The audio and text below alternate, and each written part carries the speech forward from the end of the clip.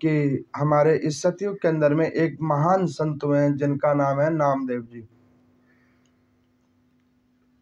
थे वो संत और इतने अच्छे, और उनको अपनी उस भजन और नाम संकीर्तन पर इतना विश्वास था कि उन्हें लगता था कि जो मैं भजन करता हूँ वो परमात्मा उसे रोज श्रवण करते हैं, अंतरात्मा कहती। लेकिन उनसे जलने वाले भी लोग बहुत थे, अच्छे लोगों से जलने वाले लोग भी बहुत होते हैं। लेकिन जो अच्छे होते हैं वो अच्छे होते हैं, वो इन चीज़ों के ऊपर ध्यान नहीं करते कि हमसे कौन जल रहा है तो हमारे हित में कौन बोल रहा है। तो एक दिन नामदेव जी ऐसे भगवान का भजन कर रहे थे, बड़े भाव से प्रभु नारायण का भजन कर रहे थे, और वो भजन कर रहे थे, वहाँ पर कुछ दुष्ट लोगों ने उनकी झोपड़ी में आग लगा दी।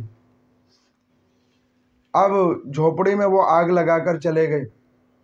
कुछ लोग आए, उन्होंने कहा नामदेव जी को कि देखो, आज किसी दुष्ट ने आपकी झोपड़ी में आग लगा दी है, जल्दी चलो उस आग को बुझाओ और अपने सामान को बचाओ।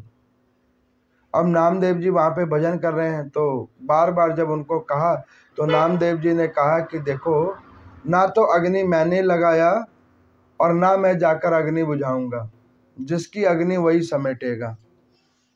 अब ऐसे भाव करके वो गए।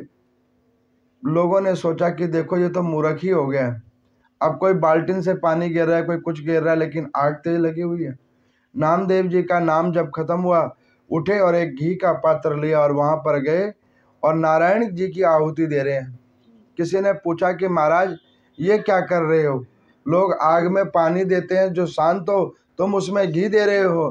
तो उन्होंने कहा कि आज प्रभु नारायण ने मेरे ऊपर कृपा की है कि वो अग्नि रूप में ही मेरे घर में प्रकट हुए हैं।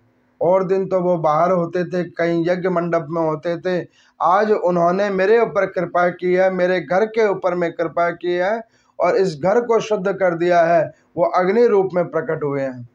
लोगों ने सोचा कि नामदेव जी का सदमा बैठ गया, इसीलिए कि वो ऐसी बहकी बहकी बातें कर रहे हैं। अब वहाँ पर से नामदेव जी अग्नि की आहुति देकर थोड़ी दूर जाकर बैठ गए, नारायण भगवान का अच्छे से भजन करने लगे और भजन तेज कर दिया। तो लोगों ने देखा कि ये तो मूर्ख साधु है, अब वो देखकर वहाँ से चले गए। और जब वो वहाँ से देखकर चले गए तो कुछ देर के बाद में जब ब्रह्म मुहूर्त हुआ तो लोग सुबह में उठे, तो देखने के लिए उठे कि देखे नामदेव की क्या हुआ और क्या बचा। तो वहाँ पर गए तो देखा कि जहाँ झोपड़ी जली हुई थी वहाँ पे सुंदर महल बना हुआ है। अब इस सुंदर महल को देखकर किसी ने पूछा कि बाबा, कल तो तुम्हारी सारी झोपड़ी जल गई थी, यहाँ पर ये महल कहाँ से आया? तो उन्होंने कहा कि जिस हरि भगवान ने अग्नि रूप में आकर उस हवि को ग्रहण किया, उन्होंने ही प्रसाद रूप में यह महल दे दिया। तो क्या